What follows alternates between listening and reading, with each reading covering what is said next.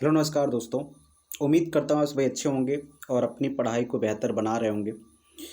दोस्तों आज से हम एक नया सीरीज स्टार्ट करने वाले हैं जिसमें हम देखेंगे कि जो इंटरमीडिएट का जो फिजिक्स है उसके हर एक टॉपिक को अच्छी तरह से कवर करेंगे और उम्मीद करता हूँ ये सीरीज आपको बहुत ही अच्छी लगेगी और ये आपको आपके पढ़ाई को बेहतर बनाने के लिए फ़ायदेमंद होगी। दोस्तों जो आपको पता है कि इंटरमीडिएट का जो पहला टॉपिक है यानी पहला लेसन है, पहला चैप्टर जो है वो है आपका स्थिर विद्युतिकी। इसमें दोस्तों हम पढ़ने वाले हैं विद्युत आवेश के बारे में, कूलाम के नियम के बारे में तथा विद्युत क्षेत्र के तीव्रता के बारे में।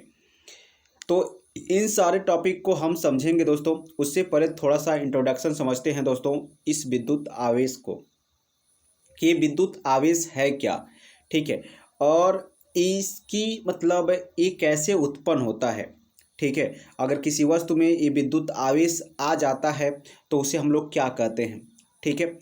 तो देखो होता क्या है दोस्तों कि जो साइंटिस्ट लोग थे वो प्रैक्टिकली इन्होंने देखा कि जब किसी दो अधातुओं को, मैंने ऐसे बहुत सारी चीज़ों को देखा कि जब उन्हें आपस में क्या किया रहा है, रगड़ा जा रहा है। तो जब उन्हें आपस में रगड़ा जा रहा है तो उनके रगड़ने से क्या हो रहा है दोस्तों कि वे जो धातुएं हैं उनको आपस में, जब या धातुएं कहें या अधातुएं के दोस्तों, तो उनको आपस में रगड़ने से क्या हो रहा है कि वह एक दूसरे को आकर्षित या प्रतिकर्षित कर रहे हैं।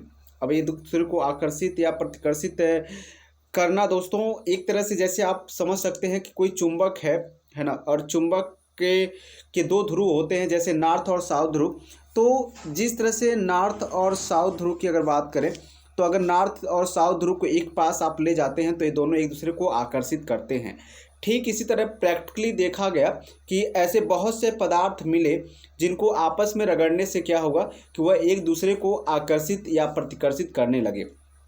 अर्थात हम कह सकते हैं कि वे एक आवेशित हो जाते हैं, यानी जो पदार्थ हैं वे आवेशित हो जाते हैं, तभी ये ऐसा करते हैं।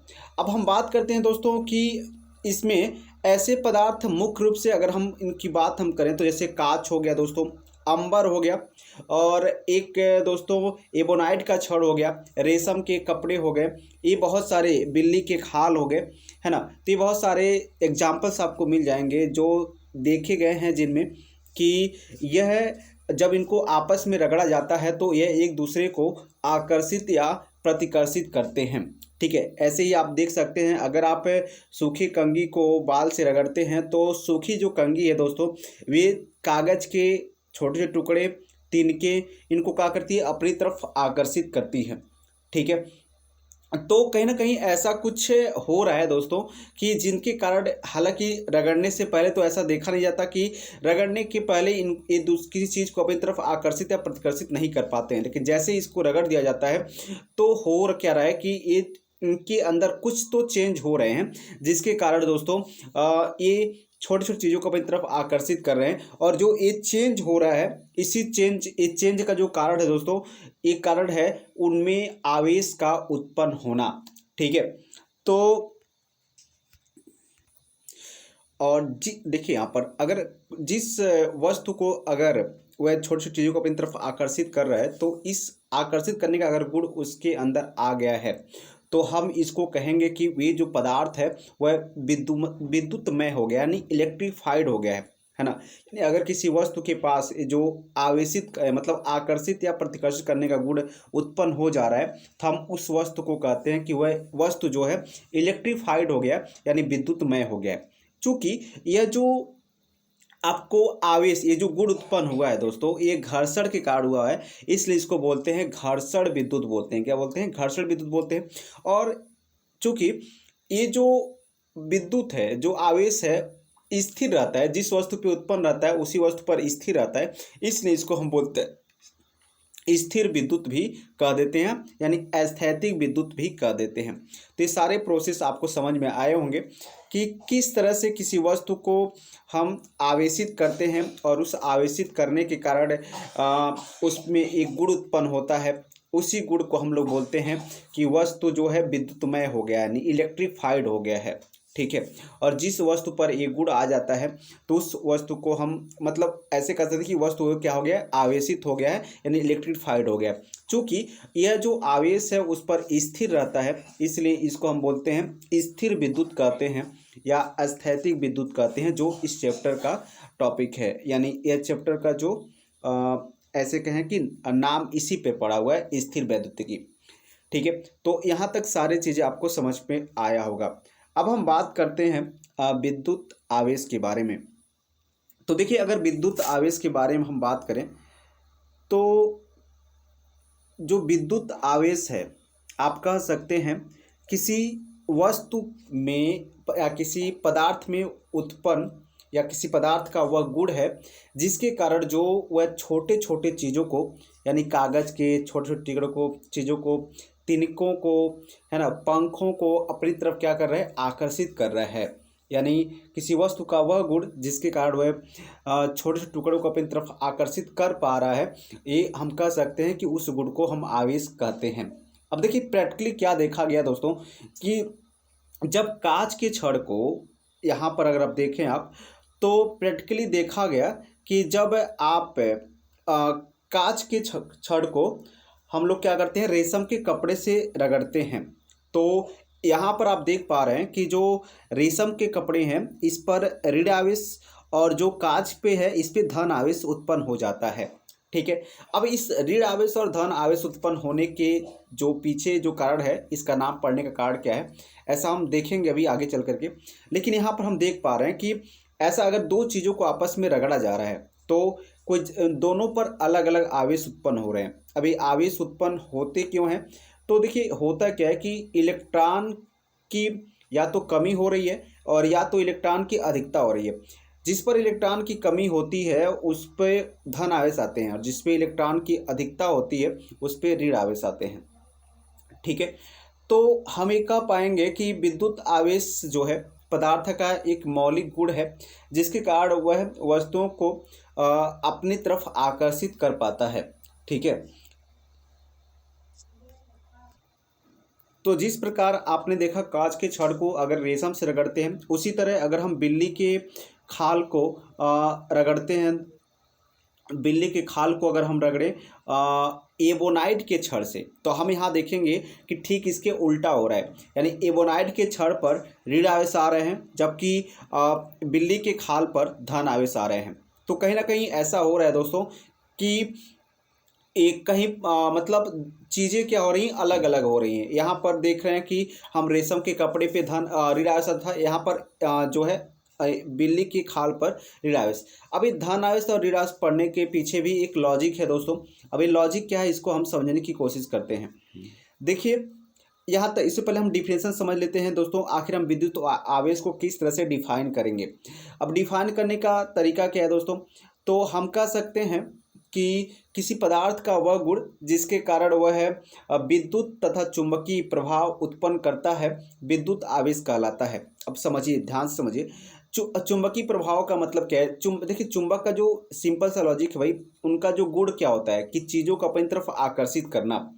तो यहाँ कहीं ना कहीं दोस्तों यहाँ पर क्या हो रहा है, चुंबकीय प्रभाव उत्पन्न हो रहा है। तो जब कोई वस्तु किसी चीज़ को आकर्षित कर रहा है, मतलब चुंबक की तरह व्यवहार कर रहा है, तो हम कह सकते हैं कि किसी वस्तु का वह गुण जिसके कारण उसमें विद्युत तथा चुंबकीय प्रभाव उत्पन्न होते हैं, विद्युत आवेश कहलाता है। और अगर विद्युत आवेश की बात करें दोस्तों तो इसको Q से डिनोट करते हैं और Q इक्वल टू होता है दोस्तों N इंटू ई। क्या होता है Q इक्वल टू यानी, अच्छा सबसे पहले दोस्तों जो आवेश होता है ना, एक अदिश राशि है। क्या है, कैसी राशि है, एक अदिश राशि है। और Q इक्वल टू होता है N इंटू ई। और जहाँ पर अगर N की हम बात करें तो N है इलेक्ट्रॉनों की संख्या। क्या है भाई, इलेक्ट्रॉनों की संख्या। 1 सेकेंड्स, जहाँ पर N आपको मिलेगा इलेक्ट्रॉनों की संख्या। अगर ई की बात करें तो ई जो है ए है इलेक्ट्रॉन पर आवेश, और सबको पता है कितना होता है, 1.6 गुणे 10 पे पावर माइनस 19 कूलम ये होता है। तो इसका मतलब ये है दोस्तों कि अगर किसी मतलब वस्तु पर n इलेक्ट्रॉन आ गए हैं तो मतलब उसका आवेश जो हो जाएगा n इंटू ई हो जाएगा। अगर किसी इलेक्ट्रॉन पर 2 इलेक्ट्रॉन आ गए हैं तो उस पर जो आवेश हो जाएगा Q इक्वल टू 2 इंटू ई के बराबर हो जाएगा। मतलब ये जरूरी नहीं है कि आवेश आए, आवेश जा भी सकते हैं, आगे हम समझेंगे। तो अब यहाँ पर आगे अगर हम बढ़ें तो इसमें देखेंगे कि आखिर इसका कैसे जो नाम पड़ा वो धन आवेश या ऋण आवेश पड़ा, इसको हम समझने की कोशिश करेंगे। तो सबसे पहले समझिए होता क्या है दोस्तों। जैसे आपको यहाँ पर देखें आपने क्या, अगर एबोनाइट के छड़ यहाँ पर क्या किया हमने, यहाँ पर कांच के छड़ को किससे रगड़ा है, यहाँ पर कांच के छड़ को रगड़ा है भाई रेशम के कपड़े से। तो यहाँ पर आप देख पा रहे हैं कि कांच के छड़ पर एक आवेश उत्पन्न होता है और रेशम के कपड़े पर भी आवेश उत्पन्न होता है। दोनों में आवेश जो होता है अपोजिट होता है। अब ध्यान से समझने की कोशिश करते हैं। जैसे एक कांच के छड़ को लिया गया, देखिए पीछे हमने एबोनाइट के छड़ को रगड़ा था बिल्ली की खाल से, यहाँ पर हम देखें कांच के छड़ को रगड़े हैं रेशम के कपड़े से। तो अगर हमने देखा, हम लोगों ने देखा यानी प्रैक्टिकली देखा गया क्या कि जब दो कांच के छड़ को एक पास लेकर जाया जा रहा है तो हो क्या रहा है कि इनमें हो रहा है प्रतिकर्षण। मतलब जो कांच के छड़ हैं ये एक दूसरे को रिपल कर रहे हैं, ऐसे दूर कर रहे हैं, इनके बीच में प्रतिकर्षण हो रहा है, ठीक है। लेकिन यहाँ पर जब इसी तरह जब दो एबोनाइट के छड़ को एक पास लेकर जाया गया तो वो एबोनाइट के छड़ भी क्या हो रहे हैं, एक दूसरे को रिपल कर रहे हैं। और जब एक दूसरे को ये रिपल करेंगे मतलब दूर करेंगे यानी प्रतिकर्षित करेंगे। लेकिन जब हम एक एबोनाइट के छड़ को, ठीक है, एक एबोनाइट के छड़ को और एक कांच के छड़ को एक पास लेकर जा रहे हैं, यानी एक एबोनाइट का छड़ और एक ग्लास है, तो यहाँ पर हम देखने को हमको मिलता है कि ये दोनों एक दूसरे को अट्रैक्ट कर रहे हैं यानी आकर्षित कर रहे हैं। तो यहाँ पर एक थ्योरी समझ में आनी चाहिए दोस्तों कि ये अट्रैक्शन जो हो रहा है, यानी हम ऐसे कहें तो अच्छा एक चीज़ और यहाँ पर समझने वाली बात है कि अच्छा इस कंडीशन में जो है अब हम इनके पास कागज़ के छोटे छोटे टुकड़े को अगर ले जाएं तो ये इनको आकर्षित नहीं कर पा रहे हैं। अब यहाँ पर एक चीज़ समझने वाली बात है दोस्तों, ये पहले अगर ये दोनों दूर दूर थे तो एक दूसरे कागज़ के टुकड़े को अपनी तरफ आकर्षित कर रहे थे, ये भी कर रहा था और ये भी कर रहा था। लेकिन जैसे ही इन दोनों को एक साथ लेकर आया गया तो इन दोनों का जो पावर है, जो आकर्षित करने का जो गुण है वो खत्म हो जाता है। अब यहाँ से ये चीज़ें बनती है दोस्तों कि इनके नाम कैसे रखे जाएं। तो देखिए कभी भी क्या होता है कि जब दो चीज़ों को ख़त्म करना होता है, जैसे आपको +3 को ख़त्म करना है तो आपको -3 लाना पड़ेगा।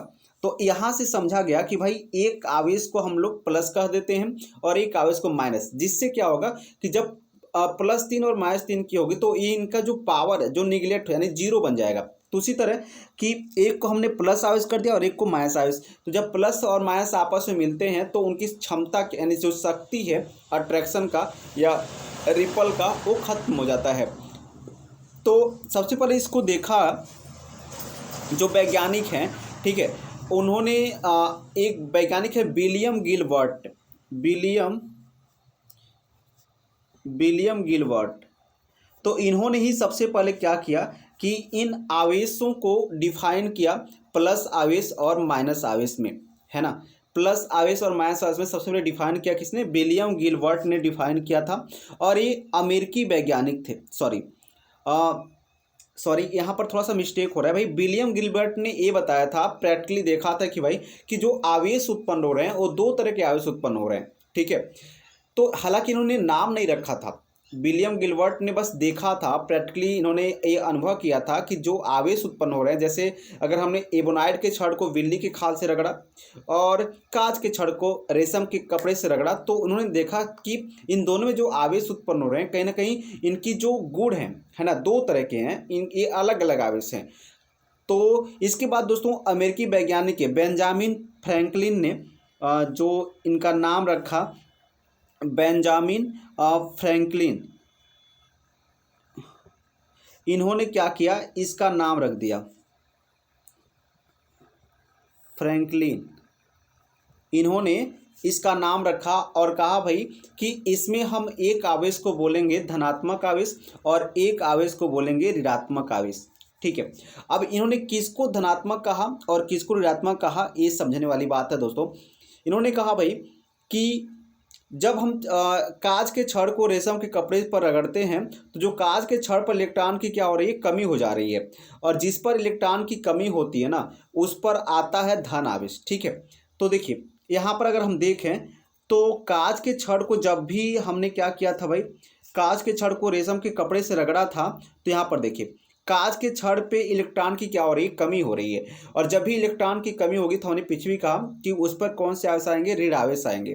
तो यहाँ से हम कह पा रहे हैं कि इस कपड़े पर कैसी आवेश आ गई है, कपड़े पे जो रेशम के कपड़े हैं उस पर ऋण आवेश, और सॉरी कांच के छड़ पे क्या आ गए, धन आवेश आ गए, है ना। तो कांच के छड़ पे यहाँ पर धन आवेश और उस पर क्या आ गया, ऋण आवेश। ठीक है, तो इस तरह से अगर आप समझ पाए तो धनावेश कब उत्पन्न होता है, जब इलेक्ट्रॉन की कमी होती है, और ऋणावेश कब उत्पन्न होता है, जब इलेक्ट्रॉन की क्या होती है, अधिकता होती है। ठीक है, इसी तरह अगर हम लोग एबोनाइड के छड़ को किससे रगड़ रहे हैं, एबोनाइड के छड़ को अगर हम रगड़ पा रहे हैं भाई बिल्ली के खाल से, तो वहाँ पर हम देख क्या पा रहे हैं, वहाँ पर हम देख पा रहे हैं कि जो एबोनाइट के छड़ है, ठीक है, उस पे आता है ऋण आवेश। अभी हमने आपको दिखाया वीडियो में, उस पे क्या आता है भाई, ऋण आवेश आ जाता है। और एक सेकेंड, और जो बिल्ली का खाल है ना उस पे आ जाता है धन आवेश। तो ये चीज़ें जो हैं दोस्तों कहीं ना कहीं दो, यहाँ पर देखिए आप, तो यहाँ पर ये आपका एबोनाइट का छड़ है और इस पे आ जा रहा है ऋण आवेश, और जो ये बिल्ली की खाल है ना इस पे आ रहा है धन आवेश। तो कहीं ना कहीं इन दोनों में जो अलग अलग तरह के आवेश आ रहे हैं, तो इसलिए हम लोग ऋण आवेश और धन आवेश को डिफाइन किया। ठीक है, ऋण आवेश कब होगा, जब इलेक्ट्रॉन की क्या होगी, अधिकता होगी। अगर कोई पदार्थ इलेक्ट्रॉन को ग्रहण कर लेता है यानी अधिक ले लेता है तो उस पर आता है ऋण आवेश, और जितना इलेक्ट्रॉन ग्रहण लेगा करेगा उतना ही उस पर ऋण आवेश उत्पन्न होगा। ठीक है, तो इस तरह से आवेश को दो भाग मतलब दो प्रकार के बांटे गए। देखिए सबसे पहले भी समझिए कि इसको प्रैक्टिकली देखा किसने, विलियम गिलबर्ट ने देखा, और इसका नाम किसने रखा, तो वैज्ञानिक बेंजामिन फ्रैंकलिन ने इसको धनात्मक और ऋणात्मक आवेश का नाम दिया। ओके, तो इस प्रकार आवेश को दो भागों में बांटा गया है। तो आज के लिए बस ये छोटा टॉपिक है दोस्तों, बस इतना ही रखते हैं। उम्मीद करता हूँ ये सारी चीज़ आपको समझ पा रहे हैं, इसमें कोई आपको दिक्कत नहीं हुई होगी। जितना हमको समझ में आया, जहाँ जहाँ आपको हमको लगा कि आपको यहाँ थोड़ा सा कन्फ्यूजन होगा, मैंने वहाँ पर कई बार रिपीट किए हैं। तो उम्मीद करता हूँ ये वीडियो आपको अच्छा लगा होगा। धन्यवाद।